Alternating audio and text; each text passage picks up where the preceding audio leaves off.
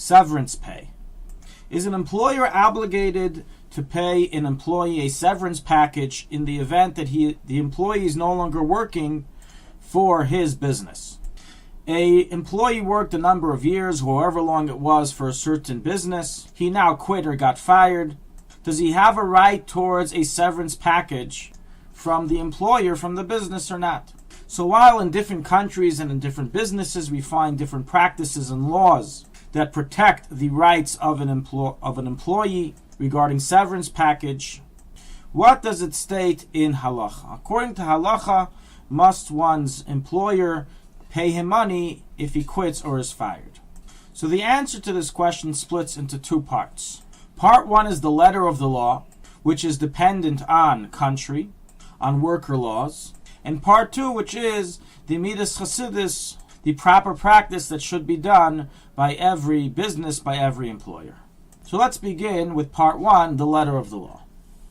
So while we do find in the Torah the concept of giving a severance package towards a slave, an Eved Ivri, a Jewish slave, who was working for his master for 6 years, at the 6th year he goes free, the Torah commands the master to give him a hanaka, which is basically a severance package.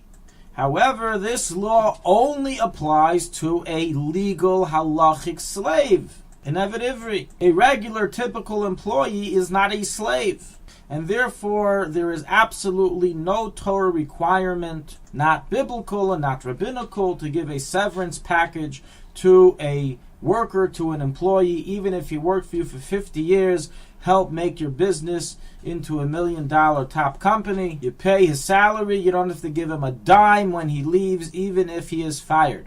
This is the status quo law of severance pay between an employer and employee in the event that no prior condition or discussion of a severance package was made before the beginning of the employment. However, if the employee said to his employer before starting his work, aside from my salary, I request a severance package if I am ever fired or if I quit, and the employer agreed, then obviously he is obligated to give him a severance package based on that agreement and not based on a general Torah command. Accordingly, based on this, we have a very interesting law in halacha, which in certain circumstances would obligate an employer to pay an employee a severance package, even if no written agreement or oral discussion was made regarding a severance package. And even though, as we said before, the Torah does not generally require one to give a severance package to a worker. And this is based on the custom of one's country, or the custom of one's type of employment, or the custom of one's company that he is working for. While the Torah does not specifically obligate giving a severance package to a worker, it does obligate one to abide by all the customs and conditions of employment that are a custom in one's country at once during that time. So if it ever became customary in the entire United States, or in one state within the 50 states, that all employers give a severance package to employees that are fired or that quit due to justified reasons, then being that this is the custom in that country, in that state, the employer would be obligated to abide by it according to halacha, and he would be required according to halacha to give a severance package to a fired employee or an employee who quit for justifiable reasons. The only case that an employer would be exempt even in such a situation is if he explicitly told the employee before hiring him, I know this is the custom, I am not following it, in our company we do things differently, and you will not receive a severance package. In such a case, there is no halachic claim for severance package by the employee towards his employer. So to summarize this point, while there is no halachic obligation to give a severance package to a fired employee, if that is the custom of the country, state, or community, or company, then the employer is halachically obligated to abide by it unless he explicitly stipulated otherwise with the employee before hiring him. Accordingly, if this case was ever brought to a Bezdin, the Bezdin must have knowledge of the laws and customs of the country of employment to know if the employer is obligated to give a severance package. Practically, we will now discuss the laws of Eretz Yisrael, the United States, and chinuch institutions and shuls. In Eretz Yisrael, there is a law that was passed by the parliament which requires all employers, all businesses to give a severance package to fired employees or to employees who quit due to justified reasons. Being that this is the law, this is also the custom. Being that this is the custom, unless explicitly stipulated otherwise before starting employment, every business and every employer in Israel must halachically give a severance package to his employee. And this is practically how all Batei Dinim in Eretz Yisrael rule. How much does he have to pay? That too is the custom. You pay based on what the custom is. What is the custom? You pay 1 month's salary for each year that he worked for you, based on the last salary that he got. So if his last month's salary was 5,000 shekel and he worked for 15 years, and he was then fired, the employee is obligated to give him 75 shekel upon his leave. In the United States, there is no universal custom or law that requires severance pay to employees in the U.S., and hence a USA employer is not obligated to give severance pay to an employee unless explicitly stated otherwise during hiring, or that is the company policy. If that is the company policy, the board of directors cannot suddenly decide we changed our policy and all employees will no longer get severance pay, as that was already agreed upon in the beginning of their employment. However, they may change the policy for all future employees that they hire. Now regarding chinuch institutions and shuls. There is a universal custom that dates back many, many years that chinuch institutions and shuls give severance pay to Judaic study teachers and rabbis who are fired without due cause. Accordingly, this custom has created a halachic obligation upon all moistus, yeshivas, batei chabads, shuls, Talmud Torahs, Beis Yaakovs, to pay a terminated Judaic studies employee a severance package unless the school or shul or Beis Chabad explicitly stated before hiring this person that they will not be giving a severance package, they will not be respecting the custom law. How much is customarily given? The custom severance pay is 1 month's salary per year, or 8.33% per year of employment. Very similar to the law in Israel. So all the above is from the letter of the law.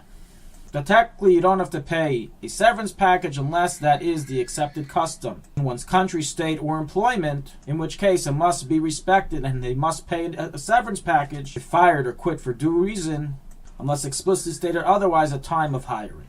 Now let's discuss the second part, the proper practice in Midas Chassidus. We have one of the Rishonim, the Sefer HaChinuch in Mitzvah 482, and so it's recorded in Peskes Manenu Minchas Yitzchak 6167, and discussed by the Rebbe in Likutei Sichos, volume 19, page 153, that even in those areas and circumstances and countries and states and employments where there is no law or custom to give a severance package, it's nevertheless proper according to Torah for an employer to do so as a gesture of gratitude for the work he received. And the Chinuch says we learn this from the mitzvah of Hanaka by an Eved. Although the Torah doesn't obligate an employer to give an employee a severance package as we discussed, one can learn a Musar Haskell, a lesson from the fact that Torah obligates giving a severance package to a slave, that so too it's a proper thing to do to give a severance package to a worker. The Rebbe concludes there that it's proper to publicize this ruling of the Chinuch to all people, to all employers, that it's a proper thing for them to give a severance package even when they are not obligated. The Rebbe further in that source discussed details about this Midas Chassidus that should be practiced by employers, and that is as follows. The Rebbe stated that the employer should give a severance package to his employee whether he worked for him a long time or even a short time. The amount to be given will depend on how long he worked, but something should be given extra. Furthermore, says the Rebbe, it applies irrelevant if the employer was satisfied with the work of the employee or not. And even if he, to begin with, only hired his employee for a year or 2 months or 5 months, he should still give him something after he's done his job. It applies even if they had a contract which could be renewed and the employee chose not to renew it, he should give him a severance package. It of course certainly applies if the employee was fired, but does not apply if the worker quit in the middle of his job. So basically the Rebbe says it's a Midas Chassidus in all circumstances case to give a severance package to the employee unless he quit early. Even if the employee agrees to forego a severance pay, the Rebbe says nevertheless he should be given some money. How much should he give? So the Midas Chassidus is to give him an amount that's commensurate to the amount of time he worked for him. The employer has the discretion to decide exactly how much to give, and it doesn't have to be the last month's salary per year. And it should be based on the success that this employee gave towards the business. This, of course, is irrelevant to any other payments due to the employee, such as owed salaries, bonuses, etc. In addition, he should be given a severance package based on his contribution to the business. So to summarize this entire law, whenever an employee leaves his job either due to being fired, end of contract, or quitting, the employer is obligated, according to halacha, to follow the law and customs of his area of employment in terms of severance payments to the employee. The obligation of payment and amount that it has to be paid is decided solely based on that country's labor laws and customs. Even in a country that severance pay is not required to be given, it is a proper custom according to Torah for the employer to give the employee some severance payment in accordance to the length of his employment and success of the business that came as a result. The only time that an employee does not deserve severance pay, even from a Torah perspective, is when he quit his job before expiry of the contract for no justifiable reason. In all cases of doubt, debate, or argument between the employer and employee, the matter should be brought to the attention of a Beis Din in order to adjudicate the case. All the above that we just learned is not just relevant for a business, an employer and employee relationship, but even for every family. When you hire someone to do work for you, you hired a babysitter. She's been babysitting for you for a year. For whatever reason, you will not be having her services anymore. It's a proper thing to give a severance package. Give her a little something. Give him a little something. And so on and so forth with any case where you employ someone, you pay someone for a job to work for you for something, a cleaning lady that is Jewish, a mother's helper. In addition to paying their salary, what you agreed to pay, you should also give them a severance payment based on what we said earlier. Conclude with a story of the Rebbe. When the Rebbetzin passed away in Tafshin Memches, and the house workers were no longer needed, that same day, the Rebbe directed that the workers be told that their job is terminated and that they be given their salary in full together with severance pay. The Rebbe assured that the workers would be paid in full prior to the funeral, and that doing so would be in merit of the soul of his wife, the Rebbetzin.